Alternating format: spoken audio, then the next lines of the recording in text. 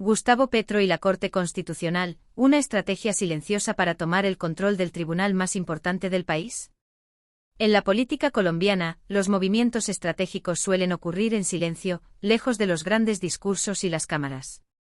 Muchas veces el verdadero poder se construye detrás de los micrófonos, en las oficinas, en las reuniones privadas y sobre todo, en los nombramientos. En ese escenario discreto pero decisivo, el presidente Gustavo Petro parece estar trazando una hoja de ruta que podría redefinir la relación entre el Ejecutivo y uno de los órganos más importantes del Estado, la Corte Constitucional. La reciente terna presentada por el mandatario para reemplazar a la magistrada Cristina Pardo ha reavivado el debate sobre el futuro de la Corte y el riesgo de una posible cooptación del alto tribunal. Pero lo que para algunos es una legítima estrategia de gobierno, para otros es la evidencia de una concentración de poder que podría tener efectos graves sobre la institucionalidad democrática del país. Esta situación plantea interrogantes de fondo sobre la independencia judicial, la separación de poderes, y el papel que juega la Corte Constitucional en el equilibrio de fuerzas dentro del Estado colombiano. La Corte Constitucional, un poder silencioso pero determinante. La Corte Constitucional de Colombia es mucho más que un tribunal que interpreta la Carta Magna. En sus manos reposa la responsabilidad de garantizar que las leyes aprobadas por el Congreso y los actos del Ejecutivo respeten los principios fundamentales del orden constitucional. Esta Corte tiene la capacidad de frenar reformas legislativas, anular decretos presidenciales, ordenar al gobierno proteger derechos vulnerados y sentar jurisprudencia con impacto directo en la vida de millones de ciudadanos. Por esta razón, el control, o al menos la cercanía política, de algunos de sus miembros es un botín apetecido por cualquier administración que quiera consolidar su poder y avanzar en su agenda de reformas sin mayores obstáculos. La terna que abre el juego: Carvajal, Caselles y Rico. Con la salida de la magistrada Cristina Pardo, una figura que se había identificado con una visión jurídica conservadora y un enfoque técnico en sus decisiones, se abre una vacante clave en la Corte Constitucional. En ese contexto, la terna presentada por Gustavo Petro no pasó desapercibida. Todo lo contrario, fue interpretada por muchos como una jugada audaz y bien calculada. Los nombres propuestos por el presidente son Héctor Carvajal, Carena Caselles y Didi Marrico. Aunque los tres cumplen con los requisitos constitucionales para ocupar el cargo, su trayectoria y afinidad ideológica han sido motivo de debate. Héctor Carvajal es defensor de Gustavo Petro en varios procesos judiciales, es considerado no solo un jurista con formación sólida, sino también un hombre leal al presidente. Su cercanía con el mandatario es tal, que muchos lo ven como un operador clave dentro del círculo jurídico del gobierno. Su eventual llegada a la Corte implicaría tener una voz interna que entiende, y posiblemente defiende, la visión política del presidente. Carena Caselles, por su parte, ha estado vinculada a procesos judiciales relacionados con la defensa de derechos fundamentales, el feminismo y el garantismo penal. Aunque su perfil es más técnico que político, algunos analistas han señalado que su mirada jurídica se alinea con una agenda progresista, especialmente en temas de inclusión y justicia social, muy cercanos al discurso oficialista. Didi Marrico, menos conocida en la opinión pública, ha trabajado en áreas del derecho público y en organizaciones vinculadas a la defensa de derechos humanos. Su nominación fue interpretada como un intento de equilibrar la terna, mostrando diversidad y compromiso con agendas sociales, aunque también se le asocian vínculos ideológicos cercanos al petrismo. De estos tres nombres, el Senado elegirá al próximo magistrado o magistrada de la Corte Constitucional. Un proceso que, aunque formalmente autónomo, está inevitablemente permeado por intereses políticos y acuerdos entre bancadas. Las fichas ya instaladas: Fernández, Polo Rosero y aliados estratégicos. La terna presentada por Petro no es un hecho aislado. Hace parte de un movimiento más amplio y silencioso que el presidente ha venido ejecutando desde su llegada al poder: consolidar aliados en la Corte. Uno de los ejemplos más evidentes de esta estrategia es el nombramiento de Vladimir Fernández, exsecretario jurídico de la Presidencia, como magistrado del tribunal. Su cercanía con Petro es total. Fernández fue una de las personas más influyentes durante la campaña presidencial y, una vez en el poder, se convirtió en la voz jurídica de confianza del presidente. Su llegada a la Corte fue leída como la primera gran victoria del gobierno en su objetivo de influir en las decisiones constitucionales.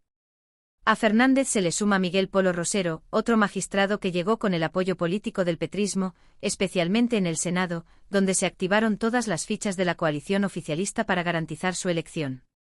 Aunque su perfil es más discreto, ya ha dado señales de votar en consonancia con los intereses del Ejecutivo en decisiones clave. Y si a ellos se suman Natalia Ángel del Cabo y Juan Carlos Cortés, dos magistrados que, aunque no fueron propuestos por el actual gobierno, han mostrado posturas favorables a las decisiones del presidente en temas controversiales, el panorama comienza a inclinarse. Sus fallos han sido interpretados en varias ocasiones como un guiño a la visión del petrismo, lo que ha generado preocupación entre sectores que exigen neutralidad institucional. ¿Mayoría consolidada? En total, la Corte Constitucional está compuesta por 9 magistrados. Si Petro logra que uno de sus ternados sea elegido por el Senado, se sumaría a Fernández y Polo Rosero, quienes ya se identifican con su agenda. Con el respaldo intermitente de Cortés y Ángel del Cabo, el gobierno podría alcanzar una mayoría de 5 votos, suficiente para inclinar la balanza en decisiones fundamentales. Esta posibilidad ha desatado una ola de críticas por parte de juristas, analistas y líderes políticos que temen un debilitamiento de la independencia judicial. En un sistema democrático como el colombiano, donde el modelo de pesos y contrapesos es esencial para evitar la concentración de poder, una corte afín al Ejecutivo podría poner en riesgo la institucionalidad. ¿Qué puede pasar con una corte aliada del gobierno? Las consecuencias de una corte constitucional alineada con el gobierno son profundas y preocupantes. Entre los posibles escenarios se encuentran reformas aprobadas sin bloqueos. Petro ha insistido en reformas estructurales como la de salud, pensiones y laboral. Si estas reformas son demandadas ante la Corte por presunta inconstitucionalidad, una mayoría oficialista podría ratificarlas sin mayores objeciones. Blindaje a decretos de emergencia. En situaciones de emergencia económica, social o ambiental, el presidente puede expedir decretos con fuerza de ley. Estos deben pasar por el filtro de la Corte. Una mayoría leal podría avalarlos sin reservas, incluso si afectan derechos fundamentales. Apoyo a reelección o extensión de mandato. Aunque Petro ha negado públicamente que esté buscando reelegirse, en varios sectores políticos temen que pueda plantearse una modificación constitucional en ese sentido. Con una Corte favorable, este tipo de reforma tendría mayor viabilidad. Legitimación de políticas controvertidas, temas como la seguridad, el manejo de protestas, la expropiación o la intervención en sectores estratégicos podrían recibir aval judicial incluso si son objeto de críticas nacionales o internacionales. Reacciones y tensiones políticas. Las alarmas se encendieron tan pronto se conoció la terna. Senadores de oposición como María Fernanda Cabal y Miguel Uribe Turbay denunciaron públicamente que el gobierno está intentando tomarse la Corte Constitucional para asegurarse el camino libre en todas sus reformas. Incluso algunos sectores del centro han expresado inquietud por la creciente politización del órgano judicial. Por otro lado, desde el petrismo se ha defendido el proceso. Argumentan que otros gobiernos también han propuesto ternas con personas cercanas al poder y que Petro, como jefe de Estado, tiene todo el derecho de sugerir nombres que coincidan con su visión del país, siempre y cuando cumplan con los requisitos constitucionales. Lo cierto es que la decisión final recaerá en el Senado, donde el gobierno aún conserva una base importante, aunque cada vez más fragmentada. Las negociaciones ya han comenzado y todo indica que será una batalla política intensa, marcada por pactos, alianzas y presiones cruzadas. ¿Un precedente para el futuro? Más allá del gobierno actual, lo que está en juego con esta posible reconfiguración de la Corte Constitucional es un precedente institucional peligroso. Si se normaliza que un presidente pueda tener mayoría en este tribunal, se abre la puerta para que futuros mandatarios también lo intenten, sin importar su ideología. La Corte Constitucional está llamada a ser un árbitro imparcial, no un aliado político. Su legitimidad depende de su independencia, su rigor jurídico y su capacidad de actuar como contrapeso. Cualquier intento de convertirla en una extensión del poder ejecutivo socava el modelo democrático que la Constitución de 1991 buscó garantizar. ¿Qué opinas sobre este escenario? ¿Estamos frente a un uso legítimo del poder presidencial o ante una peligrosa concentración institucional? Tu opinión es clave para enriquecer el debate democrático en Colombia.